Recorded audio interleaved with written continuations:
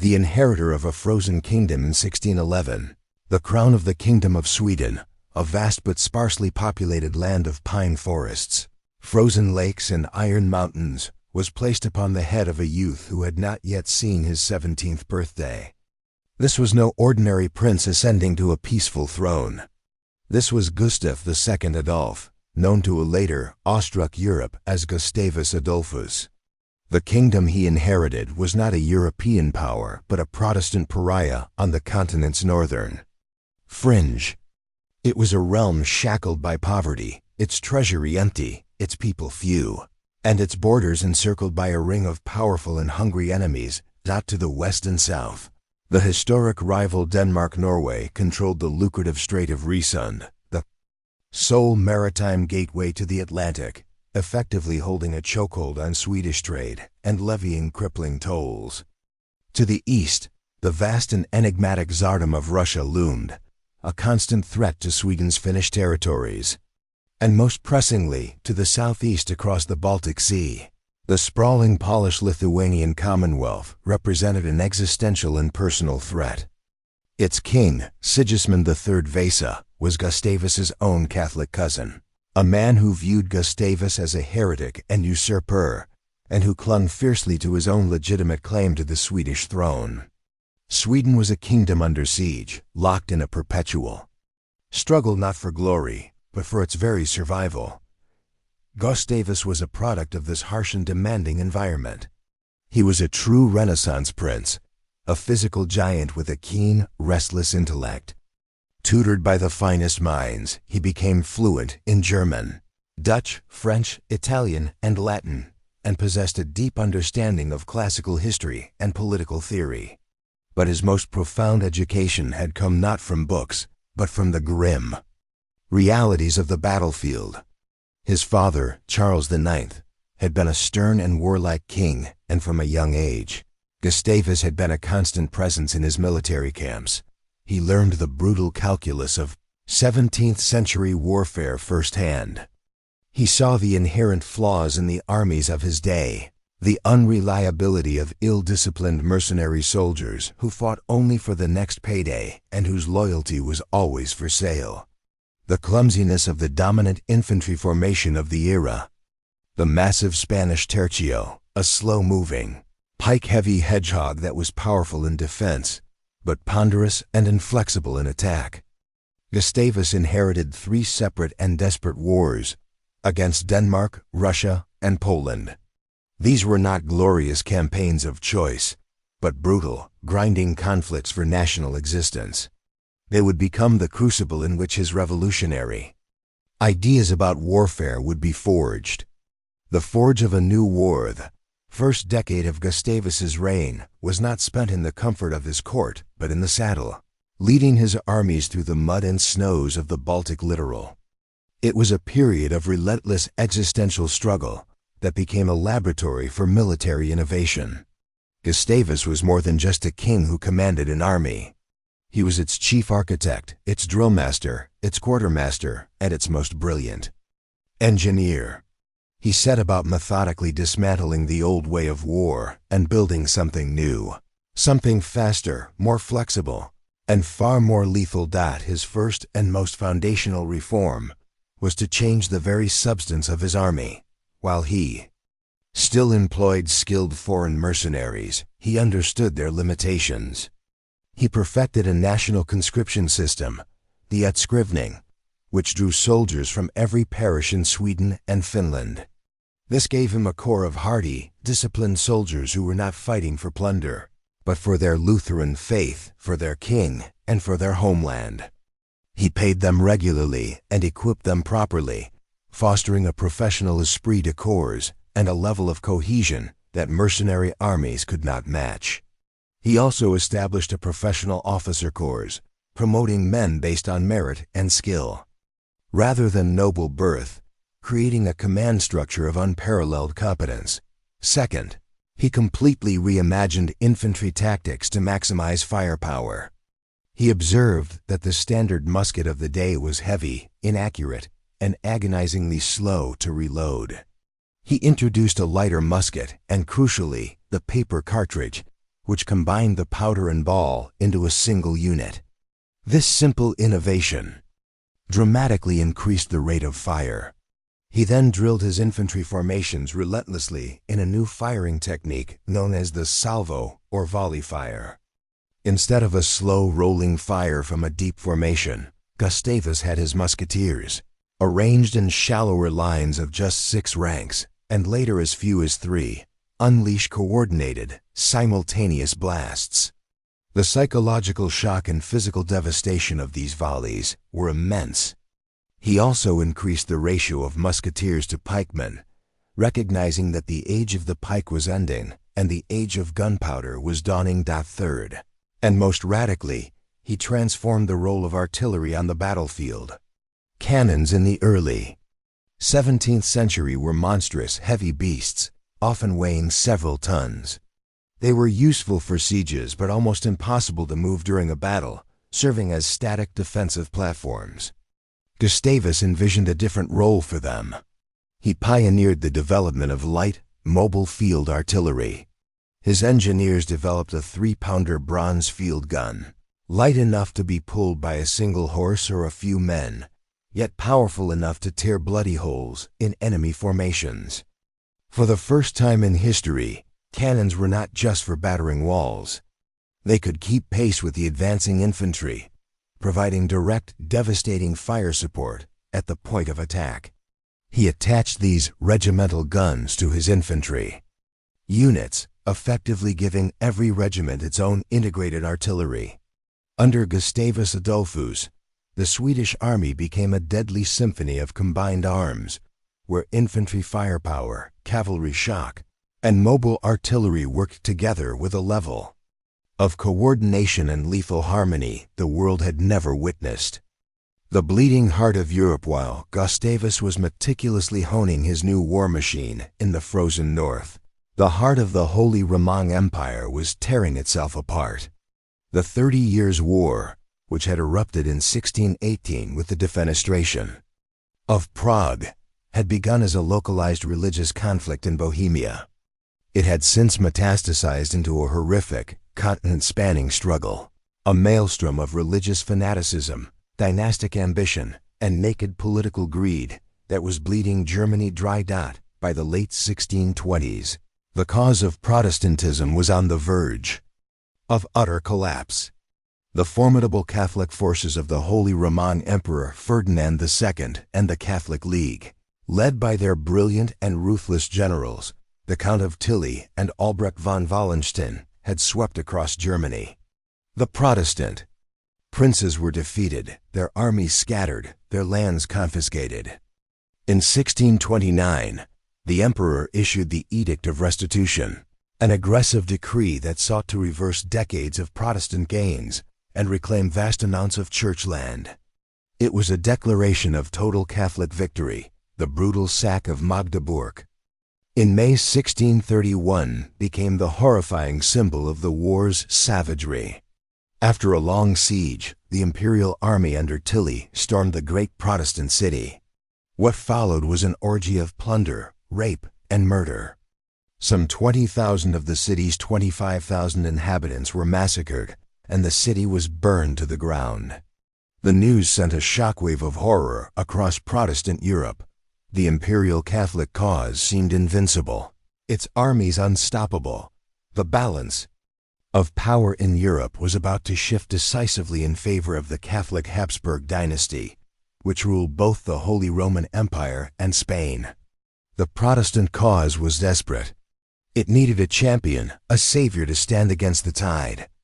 With Protestant Germany crushed and Denmark defeated, all eyes turned, with a mixture of hope and skepticism, to the impoverished kingdom across the Baltic, and to its enigmatic, battle-hardened king. The landing at Peenemünde for years, Gustavus Adolphus had watched the unfolding catastrophe in Germany, with a mixture of pious alarm and shrewd political calculation. He saw the plight of his fellow Protestants as a genuine call to action, but he also saw the unchecked rise of Habsburg power as a mortal threat to Sweden's own security.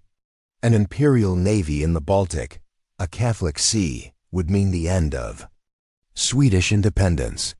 subsidized by French gold, provided by the Catholic Cardinal Richelieu, a master of realpolitik who feared Habsburg dominance more than he loathed Protestantism. Gustavus made his momentous decision. On July 4, 1630, the Swedish fleet appeared off the coast of Pomerania on the German shore.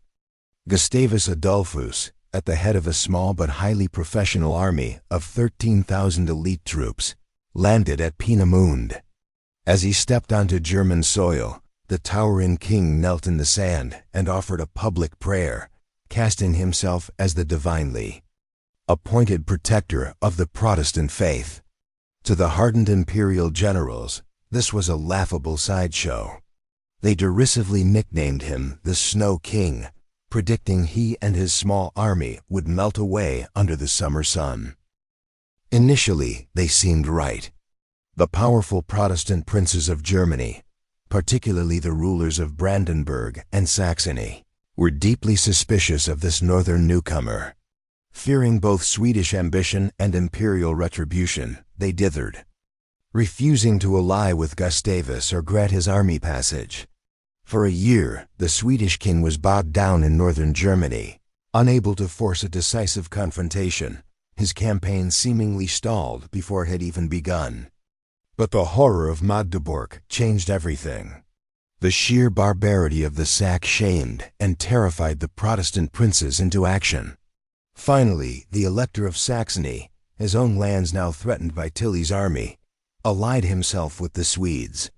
The stage was set for the first great clash of ideologies and military systems. The hurricane at Breitenfeld, on September 17, 1631, on a wide, dusty plain near the village of Breitenfeld. Just outside Leipzig, the two armies met. On one side stood the Imperial Catholic Army under the legendary Count of Tilly. His forces were a massive, fearsome host, drawn up in the traditional, deep tercio formations that had dominated European battlefields for over a century. Facing them was the smaller, combined army of the Swedes and their new Saxon allies. The battle began with a punishing artillery duel, and the Swedish superiority was immediately apparent, firing 3 times faster than their imperial counterparts. The light, mobile Swedish guns tore bloody holes in the dense Catholic formations. As the main battle lines engaged, the weakness of the Protestant alliance was exposed. The raw Saxon troops on the Swedish left flank crumbled and fled under the weight of an imperial charge, leaving Gustavus's flank completely exposed. For any other commander of the era, this would have been the moment of defeat. But this was the moment Gustavus's revolution in warfare came alive.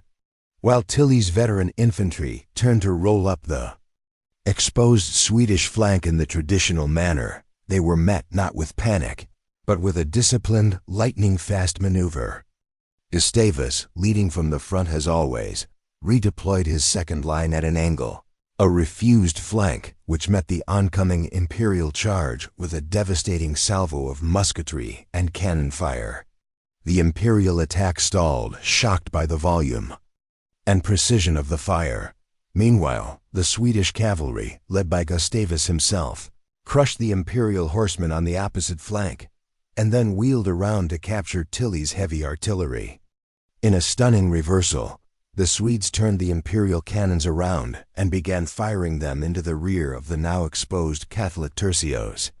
Attacked from the front, the flank, and now the rear, the seemingly invincible imperial squares finally broke. The battle turned into a rout, and the rout into a massacre. By the end of the day, Tilly's army had been utterly annihilated.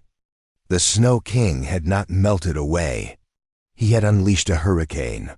The lion's last roar Breitenfeld was a thunderclap that echoed across Europe. It was more than a victory. It was the public vindication of a new way of war. In a single afternoon, the Swedish system of linear tactics, mobile artillery, and disciplined firepower had shattered the old system. Gustavus Adolphus was hailed as the savior of Protestantism, and his march south became a triumphal procession. He swept through Germany, liberating city after city, his army swelling with German recruits. He wintered in splendor at Mainz, holding a court that rivaled the emperor's own. For a brief shining moment, it seemed as if he might dismantle the Holy Roman Empire entirely. Emperor Ferdinand II, in desperation, recalled his most formidable commander, Albrecht von Wallenstein, the only man believed to have the strategic genius to match the Swedish king. The two giants of the war finally met on November 16, 1632, on a fog-shrouded field near the town of Lutzen. The battle was a chaotic, brutal slugging match waged in near-zero visibility. Once again, Gustavus Adolphus led his cavalry from the front, charging headlong into the fray. In the swirling fog and gunpowder smoke, the king became separated from his main force. A squadron of imperial cuirassiers recognized him. He was shot in the arm, the back, and finally through the head. The Lion of the North was dead, his riderless horse, galloping back through the fog with blood on its saddle, signaled the disaster to the Swedish troops. But instead of breaking, the Swedes were seized by a cold, vengeful fury. Rallied by the court chaplain and the second-in-command, Bernhard of Saxe-Weimar, they launched a ferocious series of attacks to recover their fallen king's body. By nightfall, they had done so, and they held the field. Lutzen was a Swedish victory, but it was a victory that cost them everything. The death of Gustavus Adolphus did not end the war, which would grind on in its horrific, merciless fashion for another 16 years, but it changed its character. The Great Crusade of Faith was over. Without its iconic champion, the war devolved into a more cynical struggle of political ambition, yet the king's legacy was secure. He had saved Protestantism. In Germany, he had broken the back of Habsburg ambition, and he had permanently established Sweden as a great European power. Most importantly, the military revolution he had unleashed at Breitenfeld and Lutzen would change the face of warfare forever, setting the template for the disciplined, gunpowder-fueled armies of the modern age. The Chancellor's War and the long shadow of the Lion, the death of a king as charismatic and central as Gustavus Adolphus, would have shattered a lesser state. Indeed, Sweden's enemies celebrated, believing the Protestant hurricane had blown itself out. They had vanquished the man, but they had gravely underestimated the system he had built. In Stockholm, power passed seamlessly to a regency council, ruling in the name of Gustavus's 5-year-old daughter, Christina. At its head was the brilliant and formidable chancellor, Axel Oxenstierna. Oxenstierna was the administrative genius who had been the architect of Gustavus's reforms at home, the quiet statesman who had funded the war machine while the king had led it. Where Gustavus was a lion on the battlefield, Oxenstierna was a fox in the council chambers. He possessed none of the king's military flair, but he had an iron will and a profound understanding of statecraft. He knew that if Sweden faltered now, everything Gustavus had fought and died for would be lost. He immediately traveled to Germany, not to command armies, but to command alliances. At the Heilbronn League, he masterfully bound the wavering German Protestant princes back to the Swedish cause, ensuring that the vast military apparatus his king had created would continue to be funded and supplied. The war would go on, not as a religious crusade, but as the Chancellor's War, a colder, more pragmatic struggle for the preservation of the Swedish interest, Dominium Maris Baltici, dominion of the Baltic Sea, and for a favorable peace. On the battlefield, the Swedish army, now led by brilliant generals like Johann Boehner and Bernhard of Saxe-Weimar, who had been trained under the king's system, continued to be a formidable force. They had lost their king, but they had not lost his revolutionary tactics. The combination of disciplined volley fire, mobile artillery, and aggressive cavalry charges remained the gold standard of European warfare, however, without the singular strategic vision and unifying presence of Gustavus, the Protestant war effort became less cohesive. In 1634, a combined imperial Spanish army inflicted a crushing defeat on the Swedes and their German allies at the Battle of Nördlingen. It was a disaster that shattered the Heilbronn League and forced Sweden's direct ally, France, to finally enter the war openly, shifting the conflict's central axis from a religious struggle to a dynastic clash between the French Bourbons and the Austrian Habsburgs. Despite this setback, Sweden endured. For the next 14 years, its armies would march and countermarch across the ravaged landscape of Germany, winning great victories and suffering bitter defeats. The war ground on, becoming a seemingly endless cycle of horror that depopulated entire regions. When the exhausted powers of Europe finally gathered to negotiate the Peace of Westphalia in 1648, Sweden was a principal signatory. The final treaty was the ultimate vindication of Gustavus's and Oxenstierna's life's work. Sweden received a massive indemnity, territorial concessions in Germany, including Western Pomerania, and was recognized as a leading European power and the guarantor of Protestant liberties within the empire. The Habsburg dream of a centralized Catholic German empire was shattered for good. The modern European system of sovereign states was born from the ashes. The Lion of the North was long dead, but the roar of his revolution had permanently redrawn the map of Europe, securing the future of his nation and changing the very nature of how men would fight and states would function for centuries to come.